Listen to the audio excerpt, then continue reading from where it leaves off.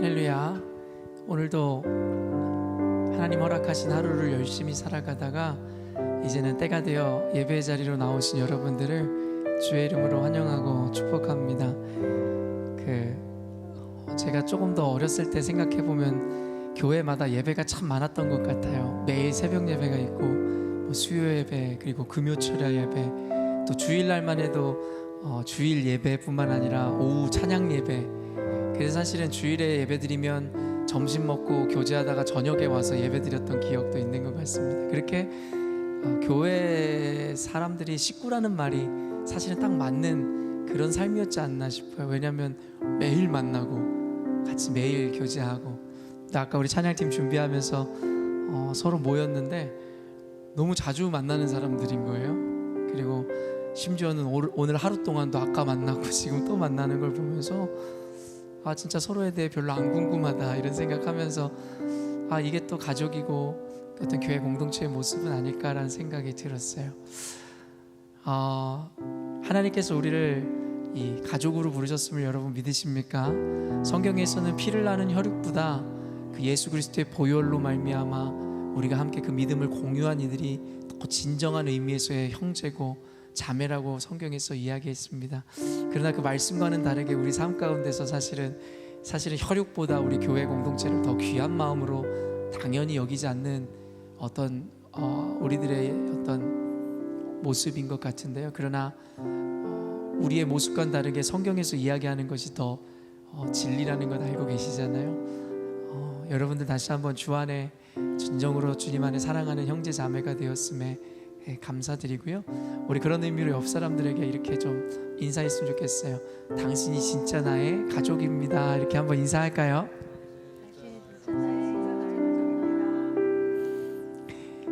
저는 이 시대를 바꾸는 사명을 가졌다고 저는 믿습니다. 그리고 그것은 저의 사명이 아니라 이 시대의 교회의 사명이지 않을까 싶어요.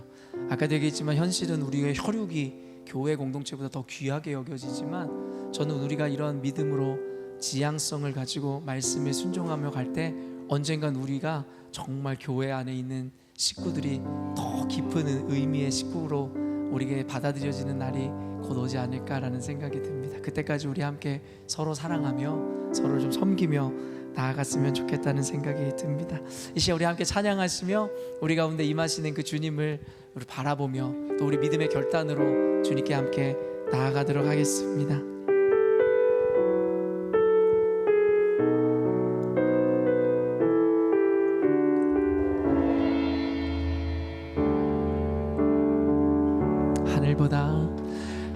하늘보다 더 높은 주님의 사랑 내 안에 조용히 다가와 그 땅을 보라 하시네. 바다보다 더 깊은 주님의 사랑 내 앞에 조용히 다가와 그 땅을 나가라 하시네. 주님의 사랑, 그 사랑을 전하는 것, 죄 앞에 무너진 우리를 새롭게 하는 것, 온 세상 위로 주님의 사랑 전하네. 내 삶보다 귀한 분 그 이름을 나 전하네. 그 크신 사랑을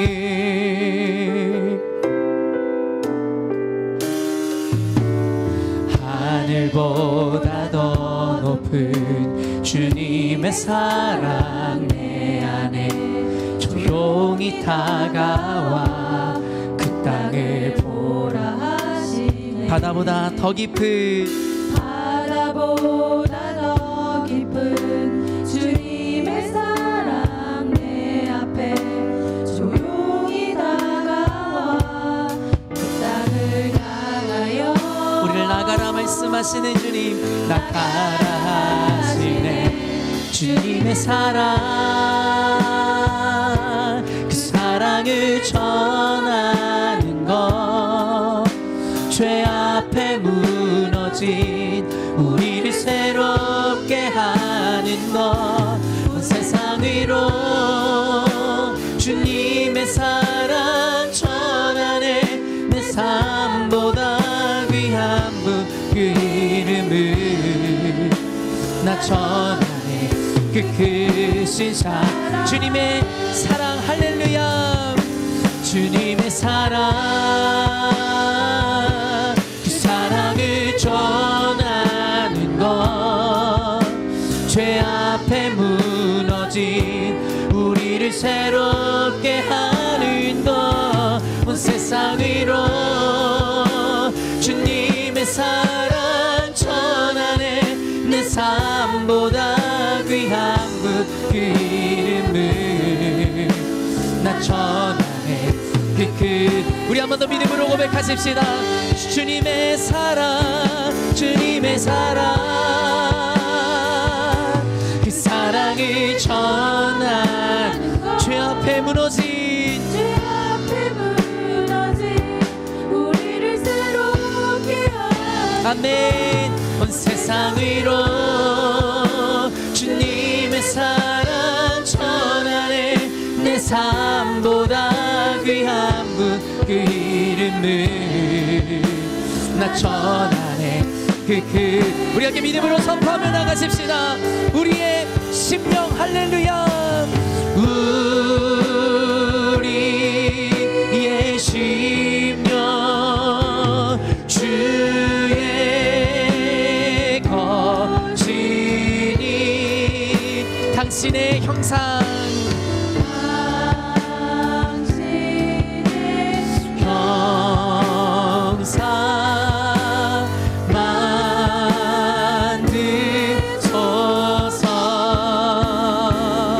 주인도 따라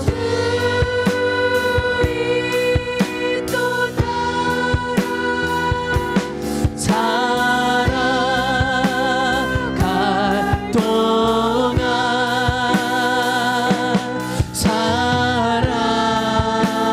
사랑과 충성 늘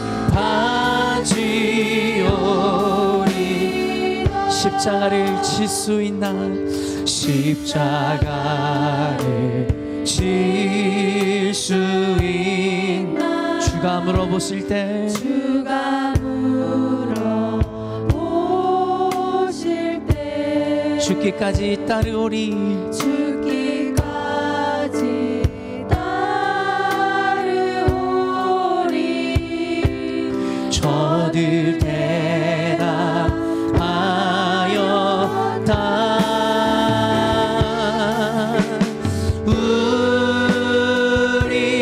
우리의 심령 주의 것이니 당신의 형상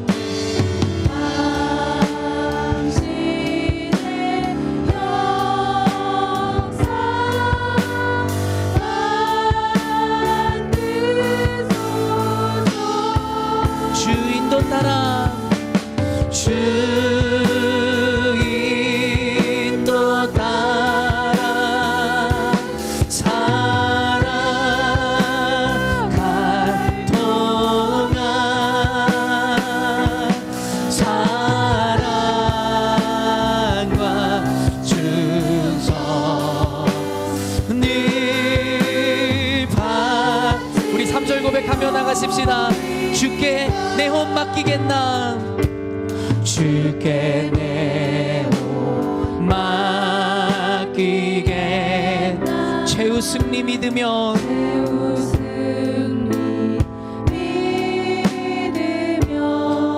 걱정 근심 얻은 그늘 너를 둘러 덮을 때 우리 믿음으로 선포하시며 우리의 심령 주의 거지 당신의 형상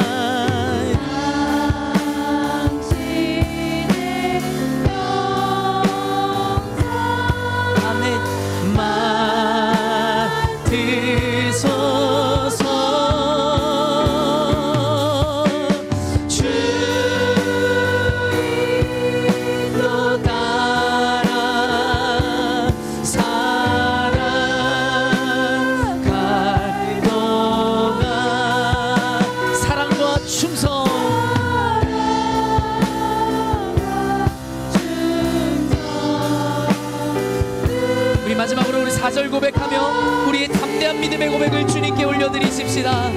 이런 일 다 할 수 있나?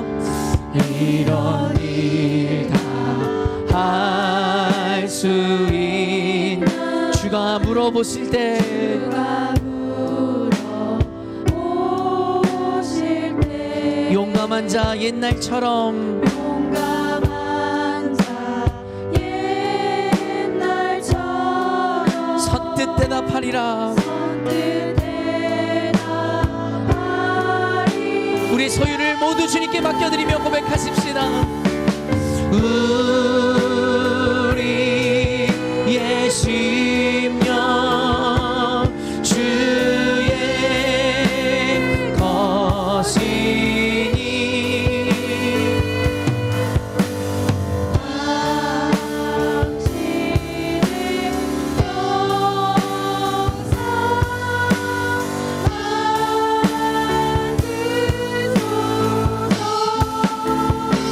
주인도 따라 주인도 따라 살아갈 동안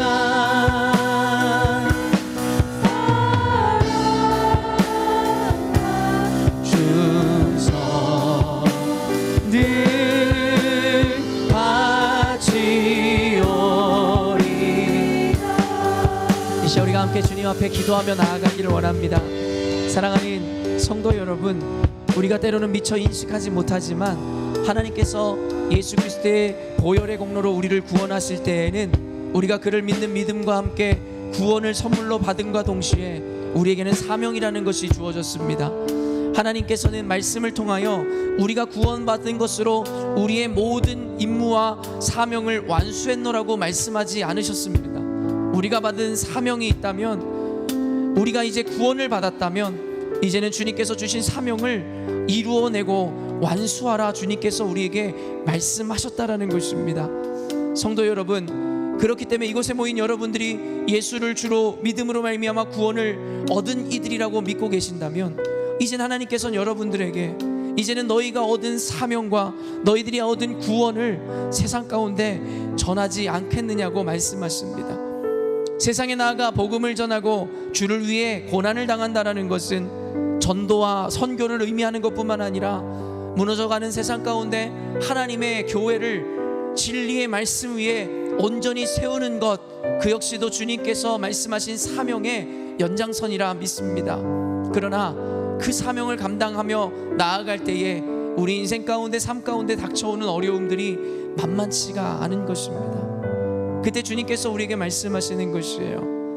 우리가 그것을 우리의 힘과 능으로 감당하고 우리의 능으로 그것을 해결하라 말씀하시는 것이 아니라, 너희가 온전히 내게 속한 자들이며 나의 사랑을 힘입은 자들이라면 내가 너희를 대신해서 싸워주며 내가 대신하여 너희들의 수치를 당하겠노라 말씀해 주시는 것입니다. 그러므로 성도 여러분, 제가 계속 강조하지만 지금 우리가 속해 있는 세상에서의 삶과 교회의 상황은 혈과 육에 속한 것이 아니라 영적인 전쟁임을, 또한 이것은 누군가와의 대적과의 싸움이 아니라 세상의 어떤 존재와의 싸움이 아니라 이것은 하나님께서 우리를 대신하여 싸워주시는 하나님의 성전이라 이야기할 수 있는 것입니다.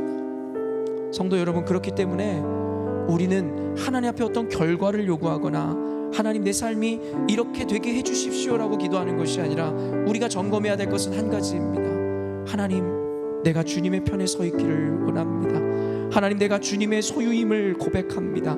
하나님, 내 자아를 내려놓고 오직 주님의 말씀만이, 주의 뜻만이 우리 삶을 이끌어 주시옵소서.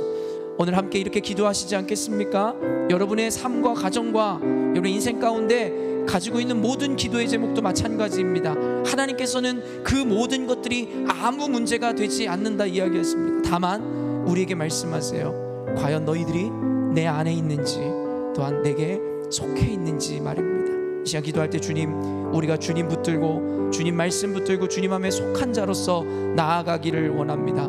주님, 오직 주님 앞에 접붙임 바를 받은 가지이기를 원합니다. 주님, 오늘도 우리의 심령을 받아주시고 우리의 예배를 받아주시고 우리의 삶을 온전한 길로 이끌어 달라고 주님께 의탁드리며 함께 기도하며 나아가도록 하겠습니다. 기도하십시다. 하나님 아버지, 이 시간 주님 앞에 간절히 기도합니다. 사랑하는 성도들과 함께 믿음으로 주님 바라보며 하나님 앞에 간절히 기도하오니 주님, 이 시간 주님께서 역사하심으로 말미암아 오직 하나님 앞에 영광 돌리는 오늘의 예배가 되게 하여 주시옵소서. 하나님, 우리는 부족하여 모두가 제 갈 길로 가며 자기의 소원을 이루기를 원하지만 하나님, 우리가 믿음으로 말미암아 하나님의 말씀을 상고할 때에 우리의 소유는 하나님께 있는 것이며 오직 하나님께 속한 자들로서 주님 가라실 때에 가는 것이고 주님 멈춰서서 할 때에 멈춰서는 것이 우리의 부르심인 줄로 믿습니다. 우리 사랑하는 열림은 교회로 하여금, 우리 교우들로 하여금 눈앞에 펼쳐지는 아버지 하나님 그 고통과 문제에 눈을 돌리지 않게 하여 주시고 우리가 온전히 주님 앞에 속한 자들로서 우리가 먼저 주님 앞에 아버지 하나님 아버지 소유된 자들로서 오직 하나님 편에 내가 서 있는지를 점검함으로 늘 하나님 앞에 붙어있는 영혼 될 수 있도록 도와주시옵소서. 하나님, 이 시간 주의 말씀으로 말미암아 우리 가운데 나타내 보여주시옵소서. 하나님께서 우리 가운데 역사하실 때에 하나님 모든 것이 불가능함이 없는 줄로 믿사오니 주여 역사하여 주시고 함께 하심으로 말미암아 우리 가운데 승리는 하나님 은혜를 허락하여 주시옵소서. 주님께서 이 시간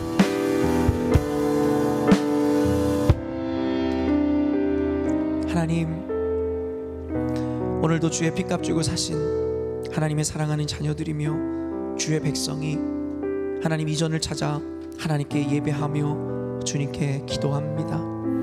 하나님, 각자가 그리스도의 이름으로 세상을 살아갈 때에 각자가 감당해야 하는 몫이 있으며 사명이 있는 줄 압니다. 그 사명은 비교할 수 없는 가치이며 크기에 누구 것이 더 중요한 사명이라 이야기할 수 없으나 각자의 부르심 안에서 모두가 사명 맡은 자들이 오매 하나님, 오늘도 세상과 타협하지 않고 그리스도의 이름으로 주님이 받으시는 고난을 함께 나누어 받는 우리 교회 지체들 되게 하여 주시옵소서. 하나님, 단순히 우리의 구원을 통하여 우리의 인생 가운데 모든 것을 이루었다 말씀하시는 것이 아니라 이제는 내가 받은 구원의 은혜를 가지고 나아가 세상을 섬기고 하나님 영혼을 섬기라 말씀하신 주님 앞에 이제는 우리 교회가 하나님 그 사명을 깨달아 알게 하여 주시옵소서. 더 이상 자신들의 문제에 얽매이는 것이 아니라 세상을 향한 뜨거운 하나님의 가슴을 가지고 심장을 가지고 세상에 나아가 세상 가운데 주의 복음, 내가 경험한 하나님의 은혜를 전하는 전달자 되게 하여 주시옵소서. 그러한 과정 가운데 우리 가운데 끊임없는 어려움과 유혹과 시험들이 있을 것입니다.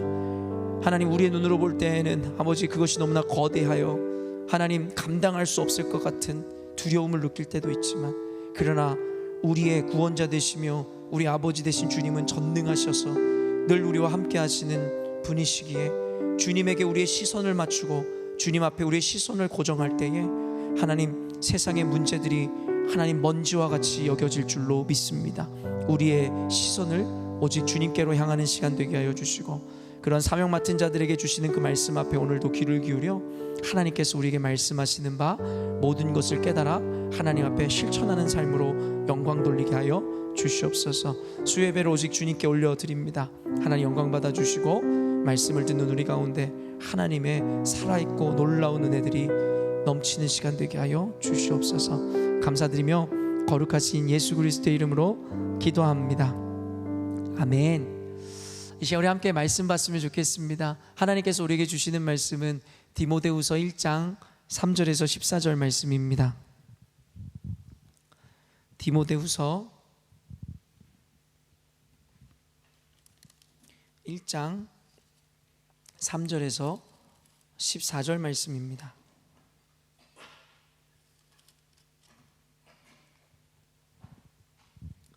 다 찾으신 줄로 믿고요. 저와 여러분이 한 절씩 교독하도록 하겠습니다. 내가 밤낮 간구하는 가운데 쉬지 않고 너를 생각하여 청결한 양심으로 조상적부터 섬겨오는 하나님께 감사하고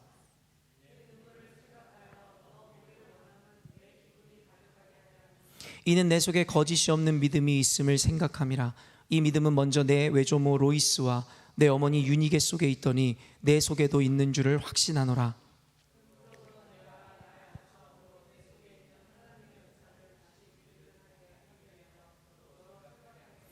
하나님이 우리에게 주신 것은 두려워하는 마음이 아니요 오직 능력과 사랑과 절제하는 마음이니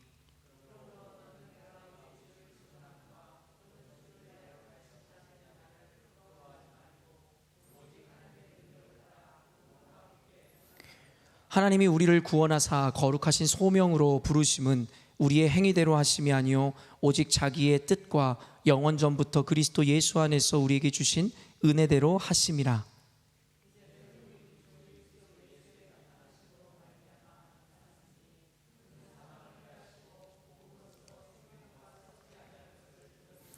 내가 이 복음을 위하여 선포자와 사도와 교사로 세우심을 입었노라.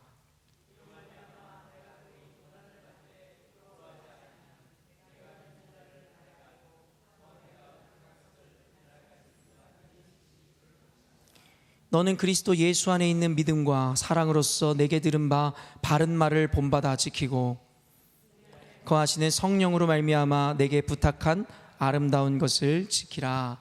아멘. 오늘은 디모데후서 본문 말씀을 통해서 복음과 함께 고난을 받으라 라는 제목으로 말씀을 증거하도록 하겠습니다. 오늘도 아마 여러분도 아시겠지만 수요 예배는 이 성경의 개관을 하는 날이기 때문에 오늘 함께 읽었지만 이 본문을 자세히 강의할 시간은 없을 것 같고요. 디모데후서 전체에서 우리에게 주시는 그 메시지를 통하여 또한 하나님의 음성을 좀 듣는 시간이 되었으면 좋겠습니다. 복음과 함께 고난을 받으라 라는 제목 자체가 또 뭔가 우리에게 좀 부담감을 주는 제목일 수 있을 것 같아요.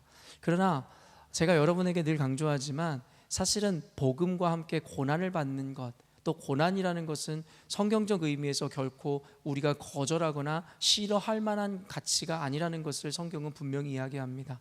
특별히 오늘 그 고난이라는 것 자체에도 사실은 하나님의 은혜의 섭리가 담겨 있는 단어인데, 복음과 함께 고난을 받는다.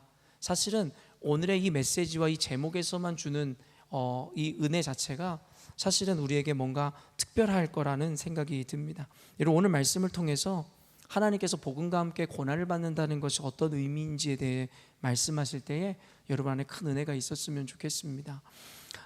우리가 왜 이 성경을 대하거나 어떤 설교를 들을 때 이런 고난에 대해서 우리가 왜곡된 생각을 갖게 되냐면요, 늘 이야기하지만 성경적인 바른 교육과 세계관을 우리가 갖지 못했기 때문이라는 것입니다. 여러분, 성경은 우리에게 분명히 이야기합니다. 태초에 하나님께서 천지를 창조하심부터 시작되죠. 그리고 하나님께서 우리를 당신의 형상대로 지으셨습니다. 그러면서 하나님께서는 인간에게 모든 권세를 허락하셨고요.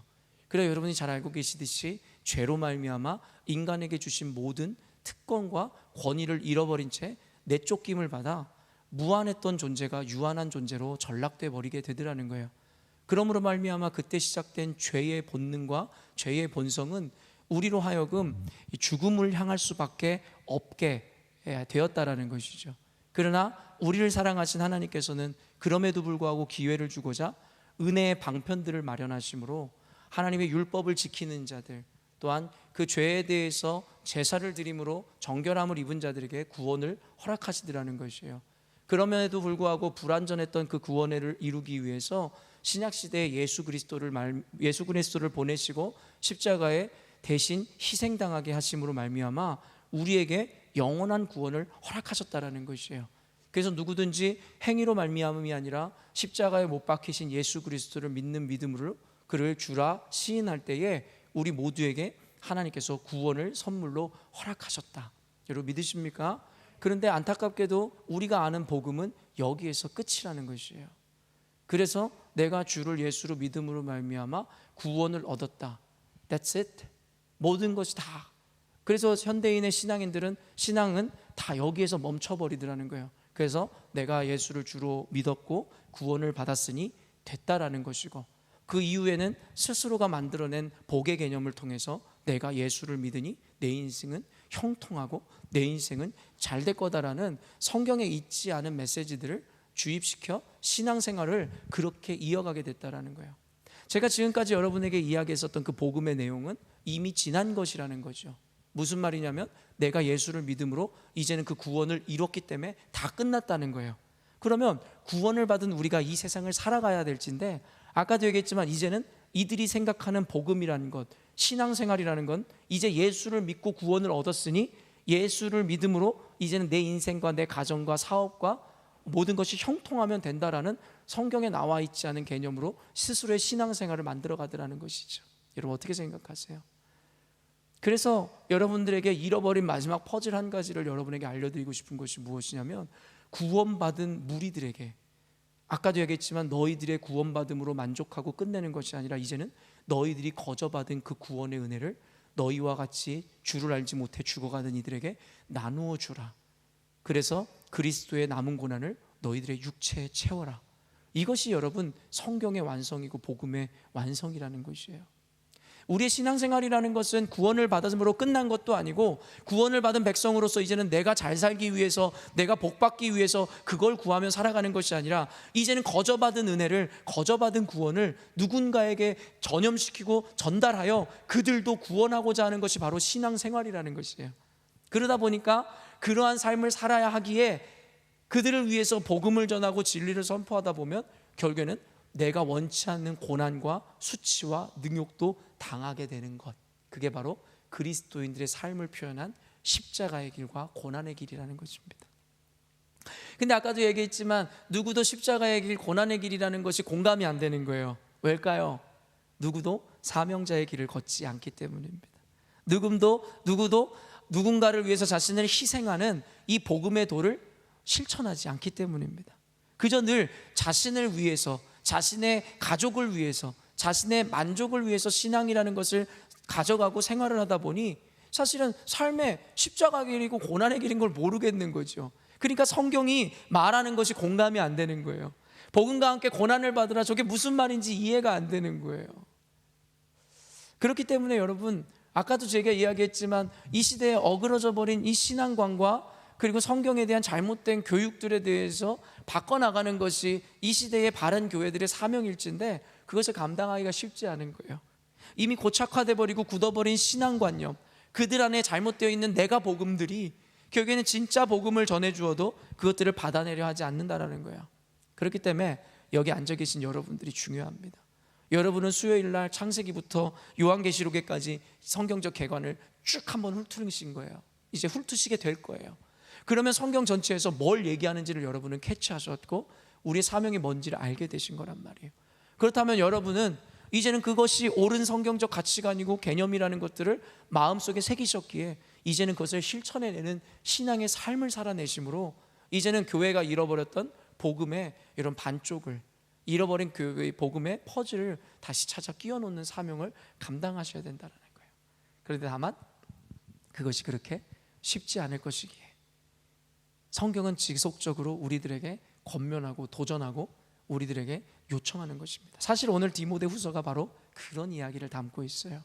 사도 바울이 이제 죽음을 얼마 남기지 않고 그가 사랑하는 디모데에게 이제는 내가 감당했던 사명을 너도 감당하고 끝까지 지켜내라고 그를 격려하고 위로하는 메시지를 담은 것이 바로 디모데후서입니다. 디모데후서는요, 전해오는 바울의 13개의 서신들 중에서 가장 마지막에 기록된 책입니다. 그렇기 때문에 어떻게 보면 디모데후서는 하나의 유언이라고 생각할 수도 있을 것 같아요. 왜냐하면 그가 썼던 서신서들 중에 죽음의 이제 형장의 이슬로 사라지기 이전에 마지막으로 남긴 서신서이기에 다른 서신서들과는 조금 달라요. 전에도 얘기했지만 여러분, 목회 서신 뭐뭐 있다 그랬죠? 디모데 전후서와 함께 디도서가 있어요. 근데 디모데 전서와 디도서는요 조금은 공적인 서신이라고 이야기했어요. 기억나시죠?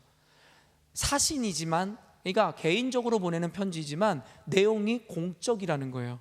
그리고 굉장히 교리적인 부분들이 있었다라는 거예요. 그러나 이 오늘 디모데 후서는 이 목회 서신 중에서도 오늘 것은 전형적으로 개인적인, 그리고 자신의 감정이라든가 마음을 전혀 숨기지 않고 나타내는 책이에요. 그래서 참 이 서신서들을 공부하다 보면 참 재밌어요. 어떤 때는 감정을 완전 절제함으로 정말 교리적이고 어떤 핵심적인 정보 전달의 수단으로 서신을 썼는가 하면 어느 때는 그런 교리적인 내용이 아니라 내 마음, 교회를 향한 내 불일 듯 일어나는 사랑과 또 거룩한 분노, 이런 것들을 여과 없이 표출하기도 하더라니까요.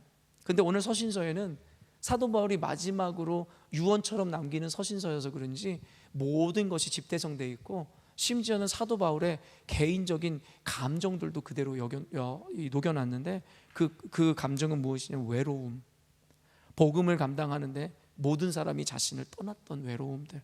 나중에 여러분과 나누겠지만 데마도 여러분 결국에는 그를 따르다 세상을 사랑해서 세상으로 떠나버리고, 그 주변에 모두가 떠나버리고 지금 내가 죽음을 앞두고 있는 이 순간에 누가만 나에게 남아있다라는 고백을 하게 됩니다. 나중에 함께 풀어가도록 하겠습니다. 말 그대로 본서에는 죽음을 눈앞에 둔 사도 바울의 이 주변 사정과 그의 생애 회고담이 담담한 필체로 서술되어 있습니다. 그러면서 믿음의 아들이요 사랑하는 동역자인 디모데에 대한 염려와 그의 목회 생활을 격려하는 내용이 아주 정감 넘치게 표현되어 있습니다. 그를 향한 사랑이 애절하게 녹아져 있는 것입니다. 디모데후서에서는요, 말 그대로 목회 서신답게 이 교회의 리더들을 향한 권면들이 나와 있어요. 그래서 이것은 단순히 목회자들뿐만 아니라 교회의 지도자들 그리고 장로들이라면 이 디모데 전후서를 읽음으로 말미암아 교회를 어떻게 치리하고 다스리고 그리고 어떻게 운영해야 되는지에 대한 지혜를 담고 있더라는 거예요. 그래서 오늘은 간단하게 디모데후서에서 크게 두 가지로 요약하는 어떤 이 핵심적인 내용을, 그리고 리더들에게 권면하는 사도 바울의 두 가지 이 권면의 내용을 함께 전하겠습니다. 첫 번째, 거룩한 삶을 살라는 것입니다. 교회의 지도자들이라면, 목회자라면 거룩한 삶을 살라는 것이에요. 디모데후서 2장 20절에서 21절에 제가 읽어드리겠습니다. 이런 말씀이 있어요. 큰 집에는 금그릇과 은그릇뿐 아니라 나무그릇과 질그릇도 있어 귀하게 쓰는 것도 있고 천하게 쓰는 것도 있나니, 그러므로 이런 것에서 자기를 깨끗하게 하면 귀히 쓰는 그릇이 되어 거룩하고 주인의 쓰임에 합당하며 모든 선한 일에 준비함이 되리라. 여러분, 교회 리더들을 그릇에 비유했어요. 그러면서 사도 바울이 뭐라고 이야기하냐면, 집에는 금그릇과 은그릇뿐만 아니라 나무그릇과 질그릇이 있어서 어떤 것은 귀하게 쓰이는 것도 있고 어떤 것은 천하게 쓰이는 것이 있다라는 거예요. 그렇잖아요. 우리도 각 가정에 귀한 손님이 올 때에 내놓는 어떤 그릇들이 있을 수 있으며, 그냥 하찮게 나무에 물을 주거나 그냥 허드렛 일 할 때 쓰는 어떤 그릇 같은 것도 존재할 것이라는 거예요. 그런데 재밌는 것이 무엇이냐면요, 사도 바울은 너는 금그릇이고 너는 은그릇이고 너는 질그릇이어서 사람을 어떤 기준에 의해서 규정하지 않더라는 거예요. 그러면서 사도 바울이 이야기하는 것은 너희들이 귀히 쓰이는 그릇이 될지 아니면 천히 쓰는 그릇이 될지는 너희들에게 달려있다라고 이야기하더라는 거예요. 여러분, 세상이 이야기하는 것처럼 금그릇, 금수저, 은수저, 흙수저 이런 개념이 성경에 등장하지 않는다라는 거예요. 성경에서 이야기하는 진정한 참된 리더는 그가 얼마나 가졌는지, 능력이 얼마나 출중한지, 그의 외모가 얼마나 특출한지에 대한 세속적인 개념이 아니라, 너희들이 귀한 그릇, 천히 쓰이는 그릇이 분명히 존재할진데 그것은 너희들의 출신 성분이나 너희들의 정해진 어떤 것이 아니라 너희들의 이 가치를 매기는 자들이라고 이야기하더라는 거예요. 그러면서 이야기하는 게 뭐예요?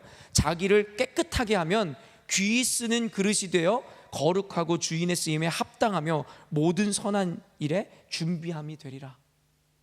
그 전의 문맥들을 여러분에게 쭉 읽어드릴 수 없어 아쉽지만 결국에는 여러분 핵심으로 요약하면 뭐예요? 거룩하라는 것입니다. 여러분의 그릇을 깨끗이 닦아 세상과 구별된 거룩함을 취할 때에 너희들은 귀한 그릇으로 쓰임받을 것이라고 성경에서 이야기하더라는 거예요. 그러면 반대적으로 성경에 나와 있지 않지만 만약에 우리가 우리를 깨끗하게 하지 않고 정결함으로 거룩한 삶을 살지 않는다면 어떤 그릇이 된다라는 것이에요? 천히 쓰는 그릇이 될 수 있다라는 얘기입니다. 그러므로 성도 여러분, 때로는 어떤 이들은 이래요. 나는 아무것도 쓸모가 없는 사람이에요. 저는 특별한 은사도 없고 능력도 없고 저는 보잘것없는 사람입니다. 언젠가도 이야기했지만 이렇게 이야기하면 이것을 겸손이라고 생각하지만 여러분, 이것은 겸손이 아닙니다. 이것이 바로 영적 교만이라는 것입니다. 하나님이 하시겠다 하는데 내가 나의 그릇을 스스로가 규정하고 평가하는 것, 그것을 교만이라는 것이에요. 저와 여러분은 여러분의 출신 성분과 삶과 관계없이 하나님께서 피값 주고 예수 그리스도의 피값 주고 사신 하나님의 귀한 자들입니다. 하나님의 자녀들입니다. 그리고 여러분에 대한 평가는 하나님이 갖고 계십니다. 그러나 내가 감히 하나님 앞에 주님이 하시겠다는데 내가 안 된다 하라는 것을 누구도 겸손이라 이야기하지 않습니다. 사랑하는 성도 여러분, 여러분이 정말 주님 앞에 귀히 쓰임받는 그릇이 되고자 한다면 여러분의 모습을 보지 마세요. 다만 여러분이 하나님 앞에 거룩함을 취할 때에 하나님께서는 여러분을 귀히 쓰는 그릇으로 삼아주시겠다 말씀하시더라는 것입니다. 그리고 두 번째입니다. 말씀으로 무장하라는 것이에요. 디모데후서 3장 16절, 여러분이 잘 알고 있는 말씀이죠. 모든 성경은 하나님의 감동으로 된 것으로 교훈과 책망과 바르게 함과 의로 교육하기에 유익하니. 디모데에게 여러분 유언과 같이 남기는 이 서신서에서 사도 바울은 디모데에게, 그때 당시에 목회자죠, 디모데에게 이 두 가지를 강조하더라는 거예요. 너는 거룩한 삶을 살아라. 그 위의 문맥을 보면 불의를 떠나고 그리스도인으로서 진리를 붙잡고 순종하는 삶을 살라고 가르친 것입니다. 그러면서 두 번째, 성경은 하나님의 감동으로 쓰여진 것이다라고 이야기하면서 디모데로 하여금 늘 하나님의 말씀을 가까이 하고 생명과 같이 여기며 너의 삶과 목회의 기준으로 삼으라고 이야기하더라는 것이에요. 또한 사도 바울은 죽음을 앞두고서도 성경에 대한 사랑을 보여주는데요. 디모데후서 4장 13절에 이런 말씀이 있어요. 내가 올 때에 내가 드로아 가보의 집에 둔 겉옷을 가지고 오고 또 책은 특별히 가죽 종이에 쓴 것을 가져오라. 그러니까 누가만이 지금 내 곁에 있으니까 디모데 너가 속히 내게 오라는 거예요. 이제는 죽음을 앞두고 사랑하는 그 영적인 아들인 디모데를 보고자 하는 마음이었으며, 또한 디모데에게 올 때 이렇게 부탁하는 거죠. 드로아 가보의 집에 둔 겉옷을 가지고 오고, 이 겉옷이 얼마나 중요한 건지는 잘 모르겠지만 그걸 가져다 달래요. 그러면서 특별히 가죽 종이에 쓴 것을 가져오라. 사실은 이것이 성경이라는 것은 우리가 알 수는 없는 거예요. 하지만 그때 당시에 책이라는 것 자체가 굉장히 귀한 것이었고 흔하지 않았으며, 그리고 가죽에다가 쓴 것, 그건 고대로부터 하나님의 율법과 말씀이 가죽에 새겨서 결국에는 후세들에게 전달되었기 때문에 아마 많은 학자들은 이것을 성경이라고 이야기합니다. 사도 바울은 이제 죽음을 앞두고서도 결국에는 성경책을 꼭 가져다가 내게 가져다 달라는 이야기를 하더라는 것입니다. 그러면서 디모데에게 그는 암묵적으로 너는 성경을 나와 같이 귀히 여기고 늘 묵상하고 성경의 말씀대로 따라 살으라는 이야기를 하더라는 것입니다. 그러므로 디모데후서에서 교회의 영적 지도자들과 리더자들에게 이야기하는 두 가지, 하지만 가장 본질적인 것인 것 같아요. 저와 같은 목회자에게도 마찬가지입니다. 말씀을 꼭 옆에 두고 말씀으로 무장하라는 것. 그리고 한 가지는 불의를 떠나고 악한 것과 타협하지 말고 그리스도인으로서 진리를 붙잡고 순종하는 거룩한 삶을 살라는 것. 근데 이것은 영적 지도자들뿐만 아니라 모든 그리스도인들에게 하시는 하나님의 말씀이라는 생각이 들었습니다. 방금도 이야기했지만 디모데 후서는 사도 바울이 죽음 전에 마지막으로 쓴 서신서였습니다. 디모데 후서의 내용들을 보면 알겠지만 사도 바울은 이제 자기가 곧 죽을 거라는 것을 알고 있었어요. 디모데후서 4장 6절에 이렇게 말씀합니다. 전제와 같이 내가 벌써 부어지고 나의 떠날 시각이 가까웠도다. 이제는 죽음을 앞두고 죽음을 기다리고 있습니다. 모르긴 몰라도 죽음을 앞두고 이제 그의 지난 날들과 사역들, 그리스도 앞에서의 삶을 정리하고 이제는 내가 마지막 남은 며칠의 삶이든 한시적인 그 삶을 어떻게 살아낼지에 대한 고민을 했을 것이라고 여겨지며, 그리고 이 서신서에는 그러한 정리들을 그대로 전하지 않았을까라는 생각이 듭니다. 바울이 로마 제국에 의해 2차 투옥되어 순교하기 직전인 AD 66년경에 로마 감옥에서 저술되었습니다. 그래서 이제 아까도 이야기한 그의 감정이 그대로 담겨져 있습니다. 디모데후서 4장 9절에서 11절에 이런 말씀이 있습니다. 너는 어서 속히 내게로 오라. 대마는 이 세상을 사랑하여 나를 버리고 데살로니가로 갔고, 그레스게는 갈라디아로, 디도는 달마디아로 갔고, 누가만 나와 함께 있느니라. 내가 올 때에 마가를 데리고 오라. 그가 나의 일에 유익하니라. 여러분, 디모데후서를 보면 사도 바울이 이런 서운한 감정도 그대로 담아놨어요. 대만은 자기를 버리고 세상을 사랑하여 나를 버리고 데살로니가로 갔으며 누구는 나를 또 떠났으며, 이러한 서운한 감정과 함께 그의 외로움을 그대로 표현했고요. 그리고 여러분, 한 가지 더 주목되는 것이 뭐냐면, 누가만 나와 함께 있는데 네가 올 때 누구를 데리고 오라 그랬었죠? 마가를 데리고 오라는 거예요. 여러분, 마가가 누군지 기억나세요? 1차 전도 여행을 마치고 결국엔 바나바와 같이 다투게 되잖아요. 바로 이 마가의 일로. 그래서 그렇게 파워풀하게 사역했었던 그들이 찢어지게 되는 계기를 마련한 것이 마가였어요. 아마 그는 마가를 굉장히 미워했을 거예요, 그 순간만큼은. 그런데 보니까 마가를 데리고 오라는 거예요. 그가 나의 일에 유익하다라는 거죠. 이미 마가와 화해를 이뤘는지, 아니면 이가 이제는 죽음을 앞두고 그의 마음에 하나의 상처로 남았든, 아니면 미움의 대상이었던 마가를 데려오라 했는지에 대해서 정확히는 알 수 없으나, 분명한 것은 사도 바울이 삶을 마무리하면서 그 안에 있었던 풀지 못했던 숙제들이든 마음에 쌓여있던 마음들을 그대로 드러냈다라는 것을 우리는 보게 되더라는 것입니다. 또한 사도 바울은 영적 아들이었던 이 디모데에게 권면하고 그리고 그를 축복하는 메시지들을 여기다가 담아놨는데요. 근데 사도 바울뿐만 아니라 아마도 영적 아들이었던 디모데 역시 그가 의지해오던 영적 지주인 그 영적 아버지인 사도 바울이 이제 곧 처형당할 것이라는 것을 아마도 알고 있었을 것입니다. 그러다 보니까 여러분, 그가 느끼는 감정이 어땠을까요? 여러분, 뭔가 큰 어떤 자기의 피난처를 잃은 것 같은, 우리가 아버지를 잃었을 때 그런 느낌을 받는다고들 하잖아요. 늘 언제나 내 뒤에서 든든한 버팀목 같았던 아버지의 존재. 이에게는 영적인 아버지인 바울의 존재가 그랬을 거예요. 특별히 복음 사역을 감당함에 있어서. 그래서 아마도 디모데는 의기소침하고 기가 죽어 있었을 거예요. 왜냐하면 이 서신서에 그런 감정들이 묻어납니다. 그리고 아마도 사도 바울에 대한 사랑과 그리움이 가득했을 것이에요. 그래서 사도 바울은 그런 그를 향해서 애틋한 사랑과 감정을 감추지 않았는데, 오늘 본문의 4절인데 한번 띄워주시겠어요? 시작.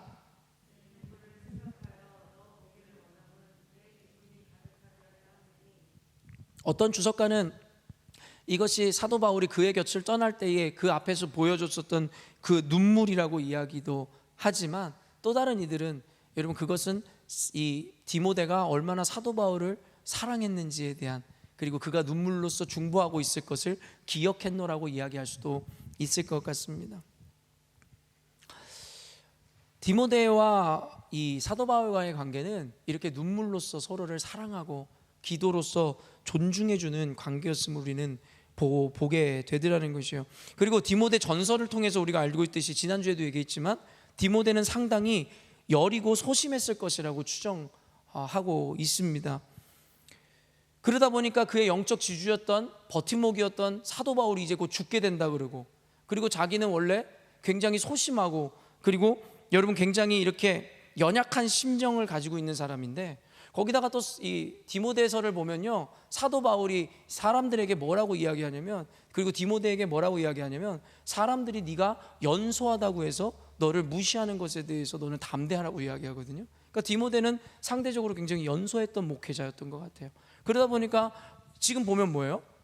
디모데는 연소함으로 사람들에게 좀 무시를 당하는 사람이었고, 둘째로는 디모데는 소심하고 여린 성향을 갖고 있는 사람이었기 때문에 캐릭터적으로도 목회자로서 쉽지 않은 거였어요. 그리고 세 번째는 그에게 유일하게 버팀목이 되었었던 사도 바울을 잃는 순간을 맞이하게 됐기 때문에 디모데는 말 그대로 총체적인 난국에 빠지게 됐다라는 것이에요. 그래서 사도 바울은 죽음을 앞두고 그러한 아들과 같고 그러한 연약한 디모데에게 서신서를 줘서 인컬리지하고 용기를 내고, 너 끝까지 무너지지 말라고, 내가 더 이상 네 옆에 있진 않지만 하나님이 너와 함께 하실 거니 너는 그 사명을 끝까지 완수하라고 권면하더라는 것입니다. 8절 말씀 한번 읽어볼까요? 오늘의 8절 말씀이에요. 읽습니다. 시작.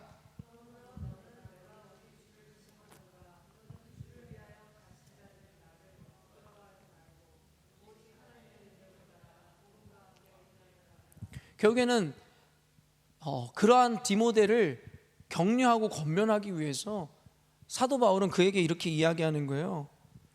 너는 내가 우리 주를 증언함과 총 세 가지에 대해서 부끄러워하지 말라는 이야기를 얘기하고 있거든요. 주를 증언함과, 이것은 무슨 얘기냐면 예수 그리스도를 부끄러워하지 말라는 거예요. 그 복음을 부끄러워하지 말라는 것입니다. 그리고 두 번째는 무엇이에요? 주를 위하여 갇힌 자 된 나를 부끄러워하지 말라는 거예요. 복음 사명을 감당하다가 고난을 받는 것과 능욕을 받는 것과 감옥에 심지어는 갇히는 것조차도 부끄러워하지 말라는 것입니다.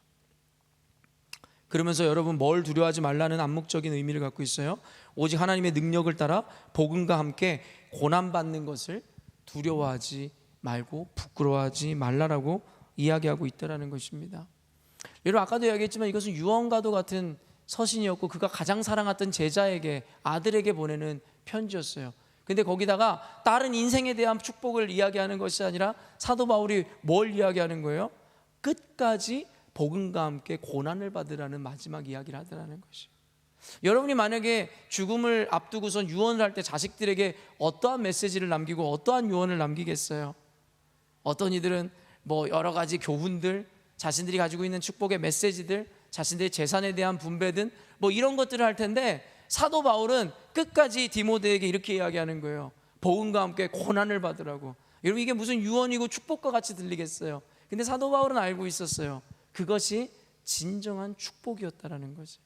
그가 디모데에게 남겨줄 수 있는 축복은 그 어떤 재산도, 그 어떤 다른 축복의 메시지도 아니고, 네가 지금까지 묵묵히 감당해오던 그 복음을 위해 고난받는 삶을 끝까지 살아내라고 이야기하더라는 것입니다. 사도행전 26장 29절에 이런 말씀이 있습니다. 바울이 이르되 말이 적으나 많으나 당신뿐만 아니라 오늘 내 말을 듣는 모든 사람도 다 이렇게 결박된 것 외에는 나와 같이 되기를 하나님께 원하나이다 하니라. 사도 바울은 여러분 곳곳에 갈라디아서에서도 그러지만 당신들이 나와 같이 되기를 원한다라고 이야기했습니다. 물론 여기서는 에둘러서 나처럼 이렇게 결박되는 것 외에는 모든 것이 나와 같이 되기를 원한다 이야기하지만, 사실은 이 결박받는 것마저도 그저 성도들을 배려한 입장에서의 이야기지, 결박받는 것조차도 여러분 부끄러워하지 말고 두려워하지 말고 나와 같이 여러분이 함께 고난받아 주기를 교인들에게 여러분 부탁하고 당부하고 있다는 것입니다. 왜일까요? 그게 바로 하나님의 축복이며, 그게 바로 교회에 주신 하나님의 사명이며, 그것이 바로 신앙생활이기 때문입니다.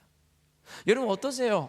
선교에 대해서, 전도에 대해서, 복음을 전함에 대해서 여러분 많이 들어왔지만 그게 신앙생활이라는 것 여러분 인지하고 계셨습니까?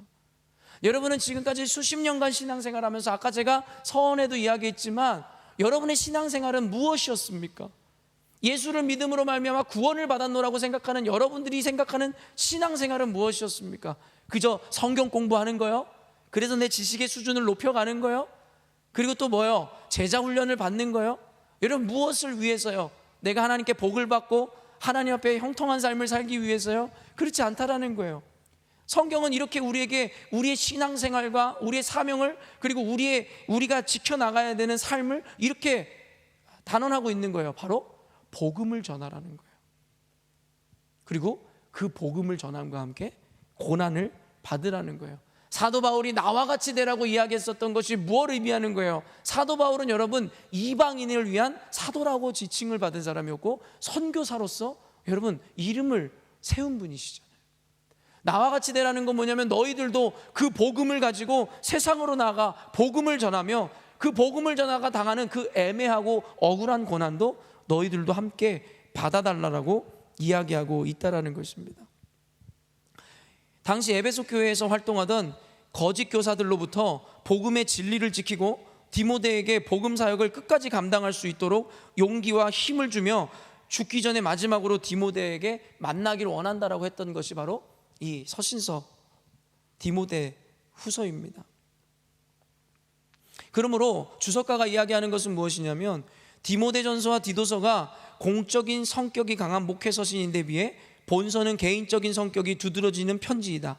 또한 본서는 교리적인 문제보다 복음 사역자들의 복음과 함께 고난받는 삶이 강하게 부각되어 있다라고 주석가는 이 디모데후서의 특징을 이야기하고 있습니다. 사랑하는 성도 여러분, 말씀을 맺어가려고 합니다. 다시 한번 이야기하지만 하나님께서 저에게 주신 사명, 더 나아가 이 시대의 교회에 주신 사명은 우리에게 잃어버린 퍼즐을 맞추게 하고 잃어버린 복음에 대한 온전함을 회복하기를 원하신다라고 저는 믿습니다. 우리 열린문교회뿐만 아니라 이 시대를 살아가는 모든 그리스도인들에게 하나님께서 그와 같이 요청하고 있는 것입니다. 사랑하는 성도 여러분, 아까도 얘기했지만 하나님의 창조부터 시작해서 예수를 주로 믿음으로 말미암아 얻어진 그 구원의 문제, 이것은 이미 과거의 일이 되었습니다. 물론 또 다른 차원에서의 이야기지만 이미 여러분들이 예수님을 주로 믿고 그 구원을 입었다면 말입니다. 그렇다면 이제부터 여러분은 무엇 하면서 남은 일생 10년, 20년, 30년, 40년을 위해서 살아가시렵니까?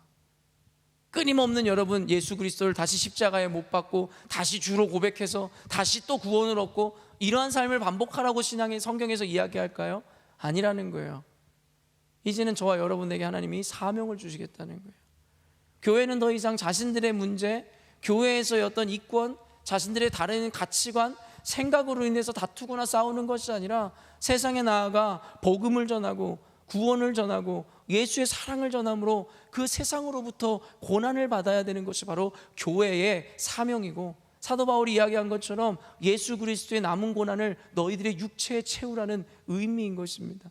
단순히 교회 안에서의 스스로의 이익과 이권과 자신들의 만족을 위해서 투쟁하는 것이 교회가 아니라, 신앙생활이 아니라 내가 이미 얻은 구원을 가지고 세상에 나아가 예수를 알지 못하는 자들에게 그 사랑과 복음을 전하는 것, 이것이 바로 저와 여러분 우리 열린문교회 이 시대의 모든 교회의 신앙생활 그리고 삶이 되어야 할 줄로 믿습니다. 사랑하는 성도 여러분, 그러한 사명을 깨닫고 그러한 세계관을 여러분이 가질 때에 성경의 메시지들과 성경에서 주는 어떤 의미들을 우리들이 온전하게 해석할 수 있게 되는 것입니다.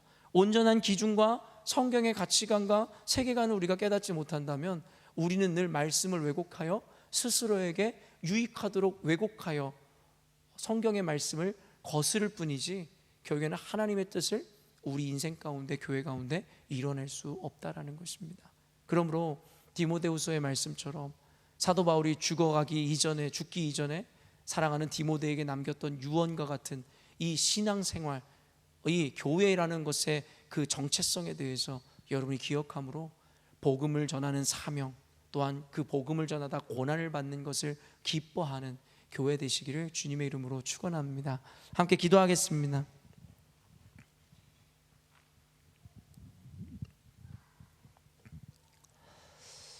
이 시간에 마지막 기도하기 이전에 약 1분 정도만 우리 주님 앞에 잠시 하나님을 묵상하는 시간 가졌으면 좋겠습니다. 여러분, 오늘 말씀을 들으시면서 하나님께서 여러분에게 무엇을 말씀하시는 것 같습니까? 여러분에게 묻고 싶습니다. 여러분이 생각했던 신앙생활이라는 것이 무엇입니까?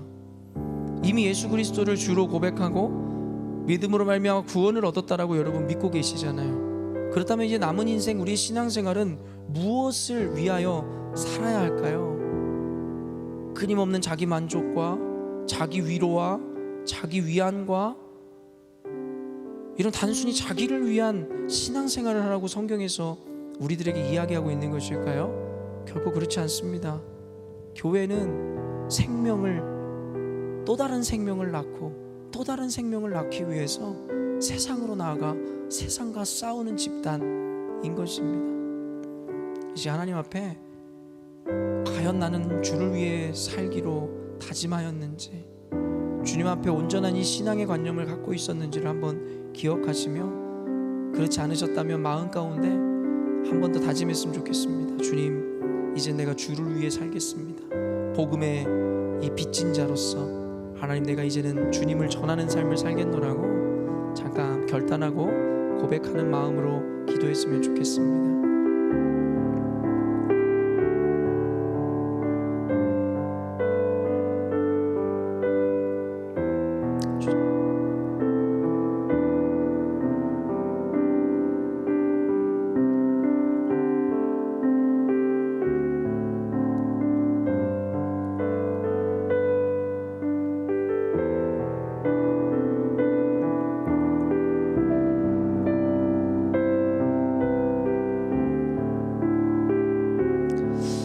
하나님, 우리를 사랑하사 하나님의 자녀 삼아 주시고 선택하심으로 죄로 말미암아 죽을 수밖에 없는 죄인들을 예수 그리스도의 보혈의 공로로 말미암아 구원하시고 우리에게 새 생명 허락하신 주님 찬양합니다.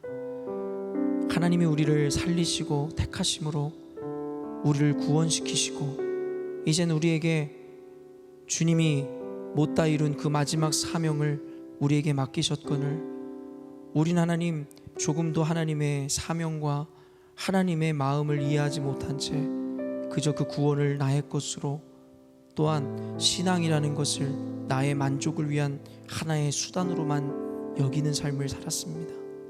거저받은 구원의 은혜, 이제는 나도 고난받으며 그 말씀을 그 구원을 전하는 자가 되어야 할진데 하나님, 오늘날의 교회들은 복음을 전하기 위하여 고군분투하는 것이 아니라 교회 안에서의 그저 자신의 만족과 자신의 위로와 위안과 평안을 위해서만 하나님 교회에서 고군분투하는 모습을 볼 때에 하나님 얼마나 가슴 아파하실까 생각합니다.